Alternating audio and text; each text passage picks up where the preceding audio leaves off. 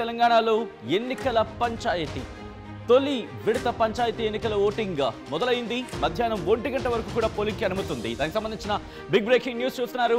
మధ్యాహ్నం 2 గంటల నుంచి ఓట్ల లెక్కింపు ఉంటుంది. ఇవాళ విజేతల ప్రకటన కూడా. ఉప సర్పంచ్ ఎన్నిక సైతం ఇవాళ రాష్ట్ర వ్యాప్తంగా ఇవాళ 3834 సర్పంచ్ స్థానాల్లో ఓటింగ్ జరగబోతోంది. సర్పంచ్ పదవి బరిలో ఏకంగా 12,960 మంది ఏకంగా 12,960 మంది అభ్యర్థులు నిలిచినట్టు అర్థం చేసుకోవచ్చు.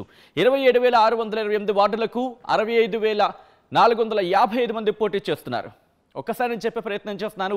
27,628 వార్డులకు ఏకంగా 65,455 మంది పోటీ చేస్తున్నట్టు అర్థం చేసుకోవచ్చు. మొదటి విడతలో 5 గ్రామాల్లో దాఖలు కాలేదు నామినేషన్స్.